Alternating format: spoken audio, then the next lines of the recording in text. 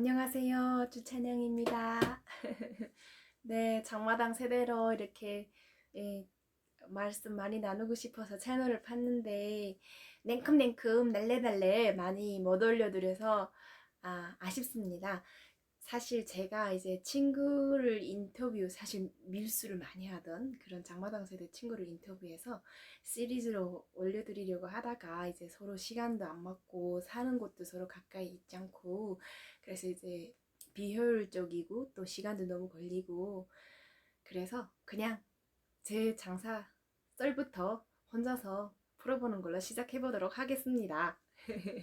네, 음, 제가 이제 9살부터 대북 라디오를 들었고 KBS 한민족 방송 라디오 들었고 그 다음에 VOA, RFA 미국의 소리 방송이랑 자유아시아 방송 그리고 FEBC 극동 방송 이런 방송들을 아버지가 구해온 그 라디오를 통해서 온 가족이 몰래 들으면서 이제 성장한 케이스인데 인식도 그러면서 이제 가족이 많이 이제 깨어나면서 세뇌 뿌리 깊게 세뇌를 당하지 않고 예, 성장한 좀 케이스입니다. 저는 한경북도 청진 출신이었고 또 그 저는 청진이라는 큰 도시에서 태어났지만 성장은 거의 이제 산골 시골에서 했습니다. 되게 공기 좋고 물 좋고 흔히 북한 하면 시골이라도 이제 산이 나무가 없는 거를 생각하시는데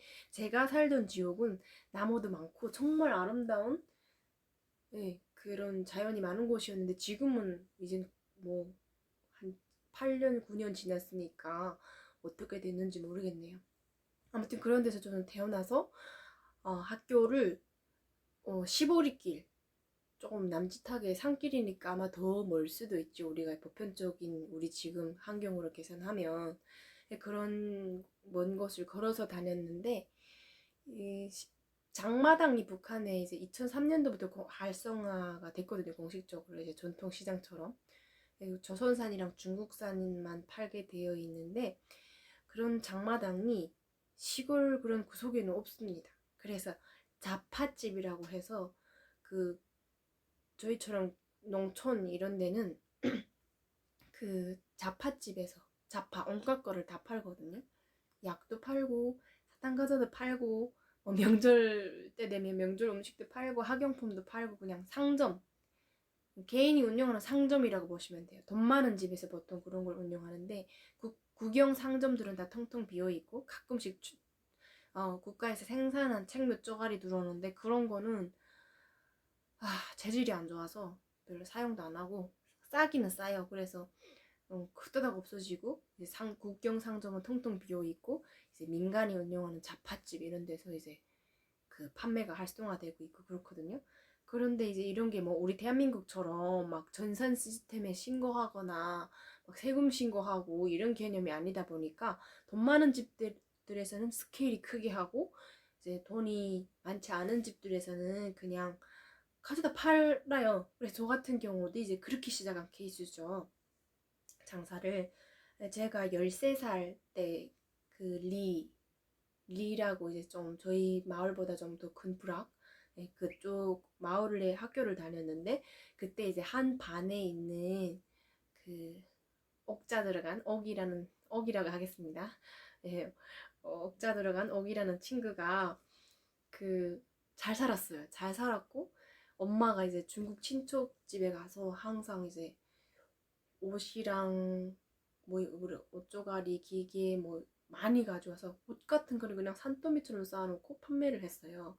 사람들이 막 도매해가는 개념으로 가져가든가 아니면 그냥 가져다 팔고 돈을 이렇게 좀 나눠 먹는 식으로 하든가 했었는데 저는 이제 학업 친구 그 오기라는 친구 통해서 그 양말을 캐릭터 양말 중국에서 들어오는 그때 막 예를 들어서 다양한 캐릭터 우리 디즈니 캐릭터들 미키마우스 막 이런 것처럼 이제 다양한 캐릭터들이 있었던 기억이 나는데 이제 캐릭터 양말이랑 그 다음에 이제 줄무늬 이제 양말이었어요. 그런 것들이 있었는데 되게 고급스러운 그런 양말이었는데 싸게 기억이 납니다. 가격이 당시 가격이 이 친구가 800원에 저한테 도매를 줬고, 이 친구도 자기 엄마랑 언니랑 이제 딜을 한 겁니다. 그래서 좀 붙였죠, 원가에다가. 그래서 이 친구가 저한테 800원에 한 양말 한 세트를 주면 저는 그거를 이제 1,300원에 팔고, 이제 할인을 막 최대한 해주면 1,200원에 파는 걸로 그렇게 이제 어, 도매를 해서 양말 한, 정확히는 기억이 안 나는데 한 30켤레 정도를 도매를 했었습니다.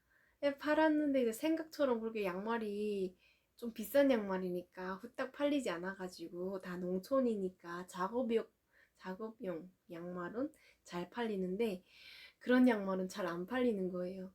그래서 아마 본조는 뽑아서 그 본조는 이 친구인데 돌려주고, 지인들인데 좀 팔아서, 그러고 이제 나머지 양말들은 집에서 다 신었던, 예, 그런 기억이 나는데 그게 저의 첫 장사였습니다.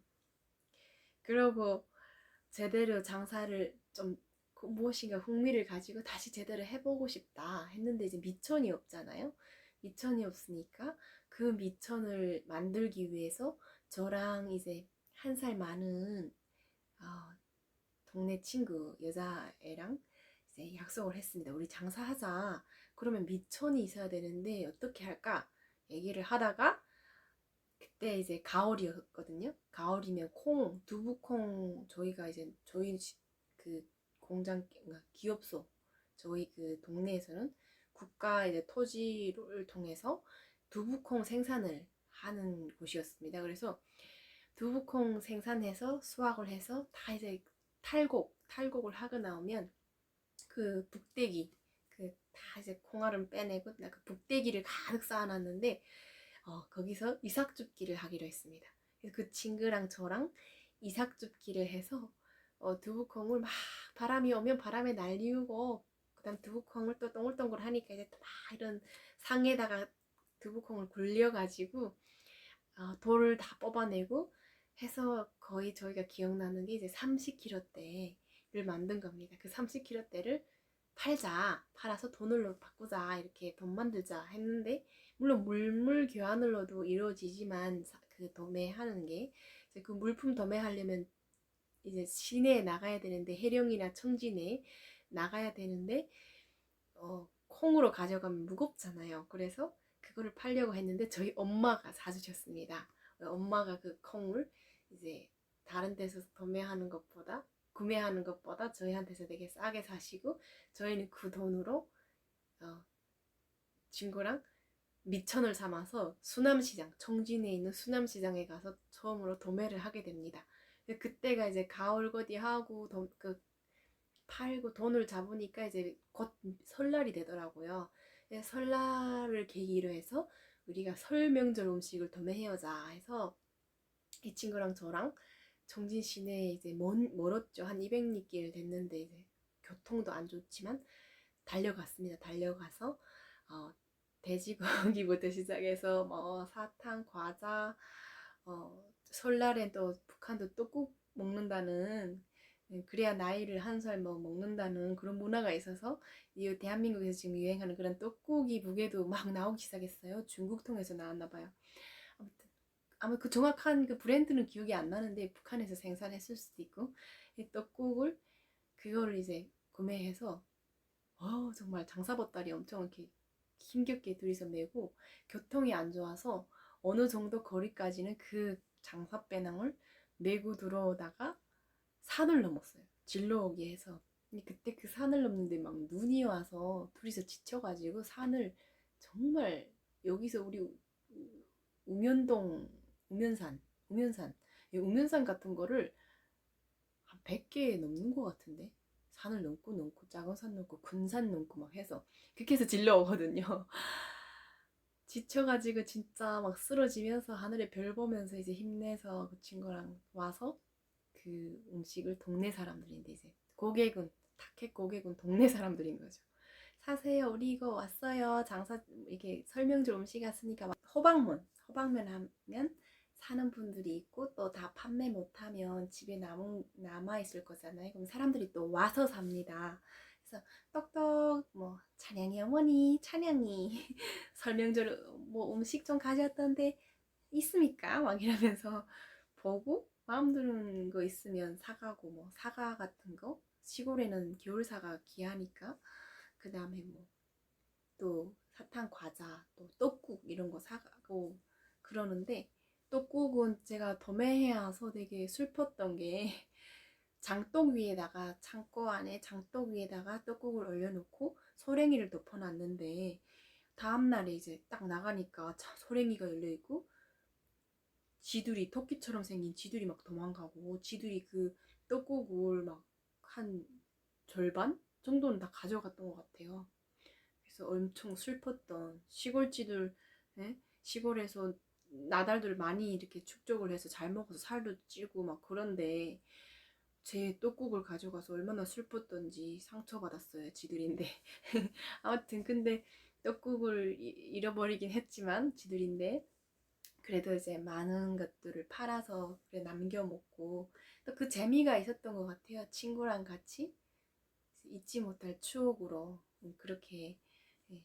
판매하면 시골에는 이게 시내 장마당에는 중국 위안화라든가 달러라든가 이런 것들이 그때부터 한 8년 전, 9년 전, 9년 전 쏙 전이죠. 그때부터 이제 있었는데 시골이다 보니까 그냥 원화, 원화가 없는 집들에서 물물교환.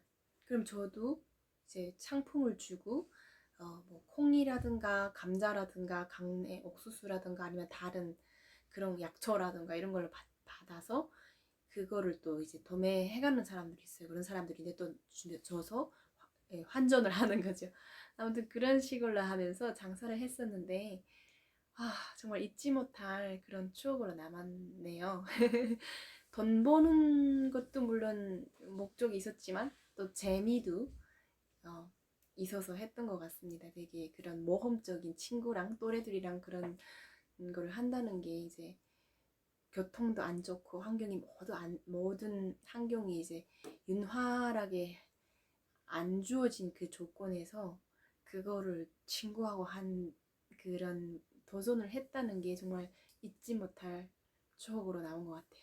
아무튼 이렇게 장사 썰을 갑자기 이렇게 풀어봤는데 조금 다음에 좀 더 재밌게 풀어보도록 하겠습니다. 북한 하면 김정은이라든가 이제 뭐 핵무기 북한의 이런 특정 이런 곳에 특정한 곳에 미디어의 초점이라든가 우리의 인식이 맞춰져 있는데 그것이 이제 북한 주민들이 일반적인 삶이라든가 문화 이런 것들을 더 이해하는 데로 맞춰줬으면 좋겠고 또 예, 우리가 또 통일이 돼도 북한 주민들이 어떻게 살았는지 이해하고 다가가는 게 정말 중요하잖아요. 그래서 북한 사람들도 우리 또 남쪽에 이런 사는 모습을 몰래 많이 보고 예능이라든가 오막들도 많이 보고 있으니까 우리도 우리가 도리어 모르지 않나. 그래서 이 유튜브를 시청해 주시는 많은 분들이 정말 저처럼 평범한 사람들이 살았던 그런 환경이라든가 문화를 이해하고 그들의 잠재력과 그들이 정말 세뇌만 받는 사람들이 아니고 우리랑 똑같이 사는 사람이고 똑같이 잠재력이 있는 사람이구나 라는 것들을 이해해 주시면서 정말 힘을 실어줄 수 있는 부분은 힘을 실어주고 우리가 초점을 더 맞춰야 될 부분들은 초점을 맞춰서 정말 함께 그 시너지를 더했으면 좋겠다 하는 그런 바람을 가지고 이렇게 찍어봤네요. 다음 영상에서 또 뵙겠습니다.